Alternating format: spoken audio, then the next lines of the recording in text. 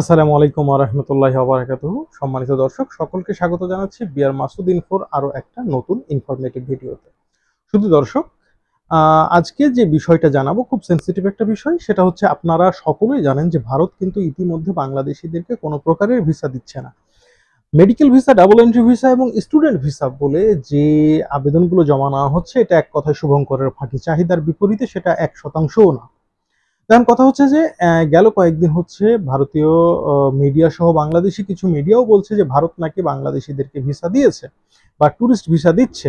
তো এটা বিশেষ করে ফলাওভাবে প্রচার করছে ভারতীয় মিডিয়াগুলো, যে বাংলাদেশের মিডিয়াগুলো নাকি তাদের নামে মিথ্যাচার করছে, তাদেরকে ভিসা দিচ্ছে না। এটা একটা নাকি মিথ্যা প্রোপাগান্ডা ছাড়া আর কিছুই নয়। তো আসলে বিষয়টা কি দেখেন, ঘটনা হচ্ছে যে হ্যাঁ, 434টা ট্যুরিস্ট ভিসা ভারত প্রদান করেছে গেল 2 দিন আগে। এটা নিয়ে এত নাচানাচির কিছু হয়নি, কারণ এই বিষয়টাকে নিয়ে বেশ কিছু ইউটিউবার এমন ভাবে কিছু নোংরামি কথাবার্তা সকলের মধ্যে ছড়িয়ে দিচ্ছে, তাতে মনে হচ্ছে যেন ভারতের বিরুদ্ধে আমরা মিথ্যাচার করছি, আমরা সত্য বলছি না।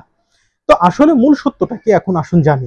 আপনারা নিশ্চয়ই জানেন যে 5ই আগস্ট শেখ হাসিনার পতনের আগে থেকে শুরু করে, বিশেষ করে তারও 15 দিন আগে থেকে শুরু করে কোনো প্রকারেরই ফাইল জমা নেওয়া হচ্ছিল না, এবং যে সমস্ত পাসপোর্টগুলো ডেলিভারির কথা ছিল সেগুলো ডেলিভারি হচ্ছিল না। এইভাবে প্রায় মাস দুয়েক পার হয়ে যায়, কোনো প্রকারের ফাইল জমা নিচ্ছিল না। যাদের ফাইল জমা দানের ডেট ছিল তারাও জমা দিতে পারতেছে। কিছুদিন পরে ভারতীয় ভিসা আবেদন সেন্টার অর্থাৎ আইব্যাক বাংলাদেশের বিভিন্ন জায়গায় তাদের যে সমস্ত আইভ্যাক গুলো আছে তার মধ্যে বেশ কিছু আইভ্যাক ওপেন হয়ে যায়, এবং যাদের ভিসা ফাইল জমাদানের ডেট ছিল তাদেরকে ধীরে ধীরে এসএমএস করা হয়, এবং প্রতিদিন অল্প অল্প করে সেই সমস্ত ফাইলগুলো জমা নেওয়া হয়। তো দেখা যাচ্ছে এই সমস্ত ফাইলগুলো জমা নেওয়া হলেও কিন্তু ডেলিভারির কোনো খবর ছিল না, এবং পূর্বে যে সমস্ত পাসপোর্টগুলো অর্থাৎ ফাইলগুলো জমা নেওয়া হয়েছিল সেই সমস্ত পাসপোর্টগুলো ডেলিভারি হচ্ছিল না। তো এই সমস্ত মানে জ্যাম লেগে যাওয়া ফাইলের পরিমাণ 50,000-এর উপরে হবে, যেগুলো ট্যুরিস্ট, মেডিকেল সব মিলিয়েই ছিল।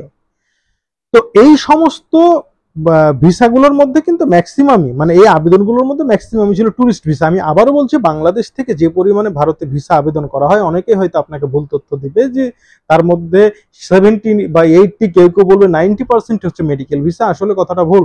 প্রায় 70% বা 60%, ন্যূনতম 60%ই থাকে ট্যুরিস্ট ভিসা। তো ট্যুরিস্ট ভিসাগুলো কিন্তু ডেলিভারি একেবারে হয়নি, যার পরিমাণ 50,000-এর উপরে হবে, তো কম হবে না।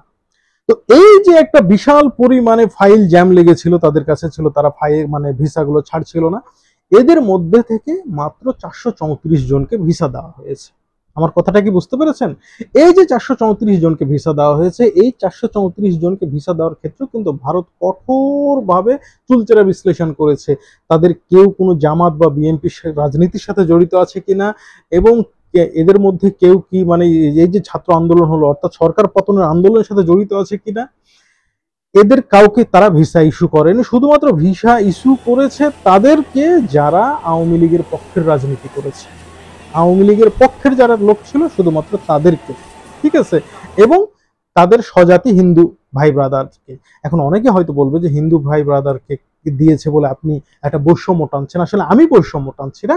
ভারতের বেশ কিছু রাজনৈতিক দল, বলবো কিনা জানি না, এদেরকে রাজনৈতিক দল বলা যায় কিনা সেটা ভারতীয়রাই ফাইসালা করবে। বজরং হিন্দু দল, তারপর আরএসএস, এইরকম কিছু উগ্রবাদী হিন্দু সংগঠন অনেক আগে থেকেই ভারতের পররাষ্ট্র মন্ত্রণালয়ে আবেদন করে আসছে যে বাংলাদেশে যেন শুধুমাত্র হিন্দুদেরকে ভিসা দেওয়া হয়, মুসলিমদেরকে যেন ভিসা না দেওয়া হয়। এটা আমার কথা না, এটা হচ্ছে ভারতীয়দের কথা, ভারতীয় সেই সমস্ত উগ্রবাদীদের কথা। এবং আপনাদের যদি বিশ্বাস না হয়, আমার পূর্বের 3-4টা ভিডিও আপনারা শুধু কমেন্ট বক্সগুলো চেক করুন, এরকম কমেন্টও পাবেন।